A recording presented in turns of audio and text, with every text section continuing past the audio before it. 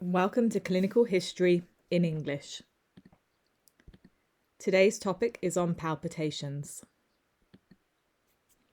Imagine that you are working in the accident and emergency department and you are asked to clerk in or take a history from a 25-year-old female with palpitations. You take a history from the patient and you record the following in the notes. Presenting complaint, palpitations. History of the presenting complaint. She describes a 30-minute history of noticing a fast, regular heartbeat. She describes associated shortness of breath, which we can abbreviate to SOB in the notes, and dizziness. The only trigger she can think of is that she has been drinking more coffee and feeling a little stressed as she's preparing for an exam. She denies chest pain. She does not describe any previous episodes.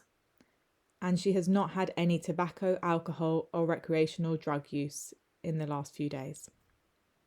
In terms of her past medical history, she has celiac disease with good adherence to a gluten-free diet, and there is nil else of note. In terms of her drug history, she has no known drug allergies, which in writing we can abbreviate to NKDA. And she takes the combined oral contraceptive pill microgynon. We can abbreviate the combined oral contraceptive pill to COCP, both orally and in writing. In terms of her social history, she is a PhD student studying history. She is independent in all of her activities of daily living, which we can abbreviate to ADLs, both in writing and speech. She attends the gym 3 times per week. She is a non-smoker and she drinks 2 glasses of wine a week. She denies recreational drug use.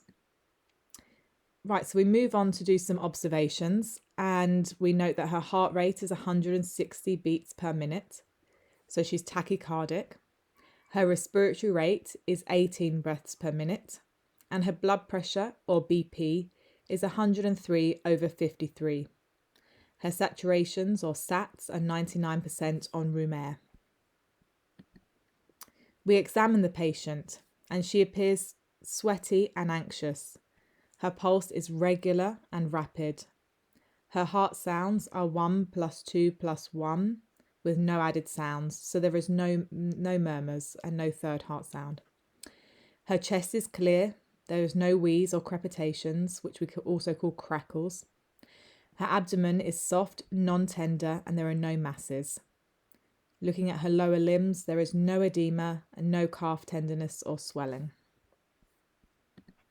So our impression or our working diagnosis is that of a supraventricular tachycardia. So we're going to request some blood tests, a chest x-ray, and an electrocardiogram or ECG. So here are her results. We have her blood test results in, and we have a normal hemoglobin, so no anemia. White cell count is also normal, as are platelets and INR, so she has normal clotting or coagulation. And her estimated glomerular filtration rate, or EGFR, is also normal. And we've also done thyroid function tests, or TFTs, and they're all normal too. So let's look at her chest x-ray.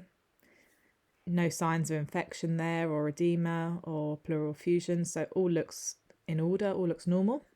Unremarkable chest x-ray. And let's look at her ECG. Now this ECG I got from a website called Life in the Fast Lane.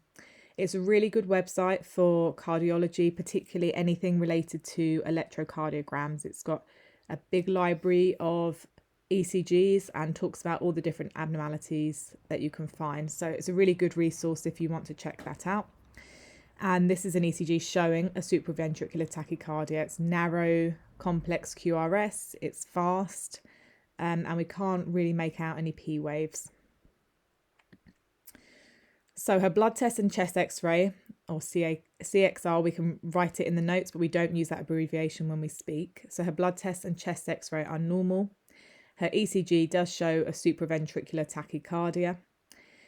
And because it's not just sinus rhythm, we're suspecting the most common supraventricular arrhythmia, tachyarrhythmia, which would be an atrioventricular nodal reentry tachycardia. And so we asked the patient to perform a Valsalva maneuver. And following this, her heart rate drops down to 85 beats per minute. And then we repeat the ECG again. And as we can see, things have gone back to normal. She's got a sinus rhythm, normal rate, and there's certainly P waves available now that we can see. So our patient thanks us as she's feeling a lot better now.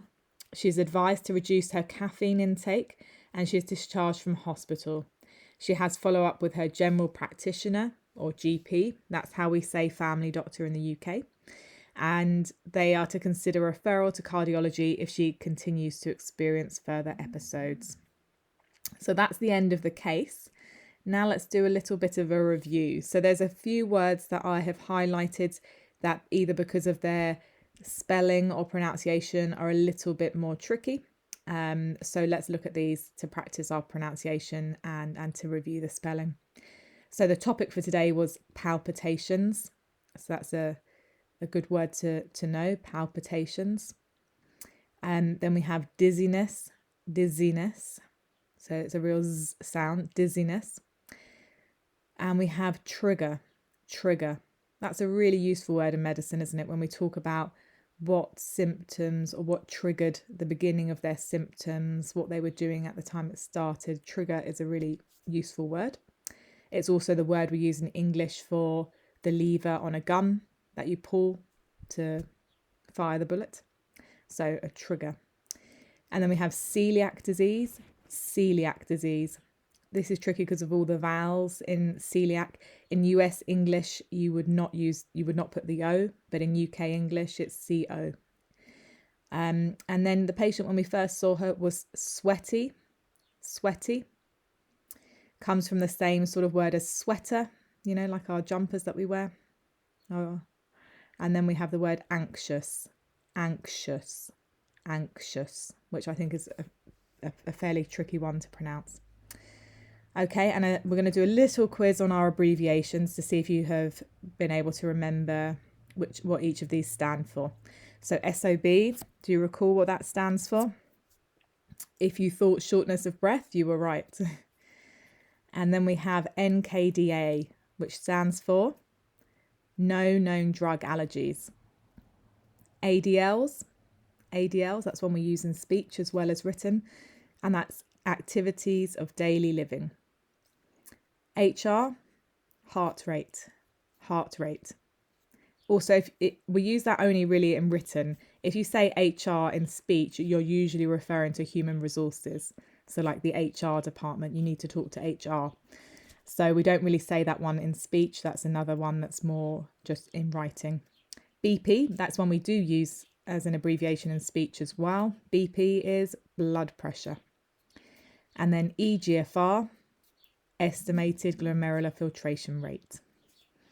So I hope that's been helpful. That's the end of our clinical case for this time. If you've enjoyed it, please give us a like because it helps us to keep producing more videos. And if you have any comments or questions, feel free to pop them in the comment section. You can also follow us on Facebook and Instagram. Until next time, take care. Bye.